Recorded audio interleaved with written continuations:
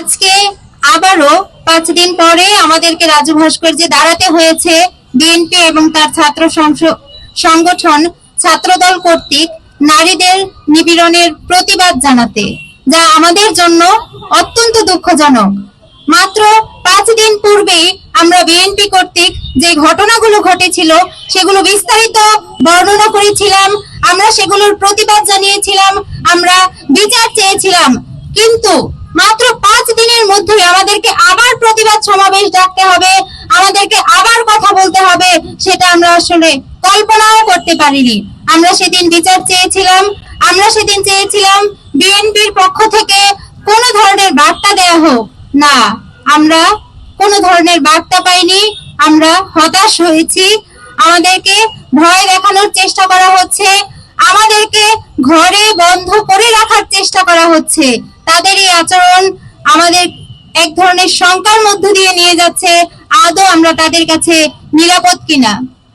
প্রিয় সাংবাদিক বন্ধুগণ, প্রিয় দেশবাসী, আপনারা দেখেছেন গত 31শে জানুয়ারি গাজীপুরে একজন মধ্যবয়সী নারীকে ছুরিকাঘাতে নিহত করা হয়েছে এবং গতকালই চট্টগ্রামে 7ম শ্রেণীর একজন ছাত্রীকে ছাত্রদলের কর্মীরা সংঘবদ্ধভাবে ধর্ষণ করেছে।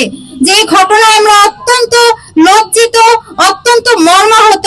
দেশের একটি সচেতন রাজনৈতিক দলের ছাত্র সংগঠনের জনশক্তিরা যখন এহেন লজ্জাজনক কাজের সাথে জড়িত থাকে, একজন ছোট শিশুকে তারা যখন গণধর্ষণ করে, তখন তা পুরো নারী জাতির জন্য লজ্জা, তখন পুরো রাজনৈতিক দলের জন্য লজ্জা। এবং একই সাথে আমরা দেখেছি ভোলাতে একজন নারীকে ধর্ষণ করা হয়েছে তার স্বামীকে নির্যাতনের পর। পরপর এসব ঘটনা আমাদের অত্যন্ত শঙ্কার দিকে নিয়ে যাচ্ছে।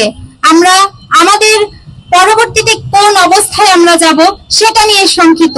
শুধু তাই নয়, আমরা দেখতে পেয়েছি বিএনপি কর্তৃক হিজাবি নিকাবি নারীদেরকে হেনস্থা করা হচ্ছে, হিজাবি নারীদের হিজাব টেনে খুলে ফেলা হচ্ছে, নারীদেরকে বলা হচ্ছে তারা কেন ঘরের বাইরে বের হয়েছে, নারীদেরকে বলা হচ্ছে তারা ঘরে বসে নামাজ কালাম পড়বে, তারা কেন বাইরে বের হবে। আমরা আমাদের অবস্থান থেকে শঙ্কা প্রকাশ করছি। আমরা যারা হিজাবি নিকাবি নারী আছি, আমরা যারা ইসলাম ধর্মের অনুসরণ করি, তাদের ব্যাপারে বিএনপির স্ট্যান্ড কি? যেহেতু তারা ইসলামপন্থী নারীদেরকে যখন তারা ঘর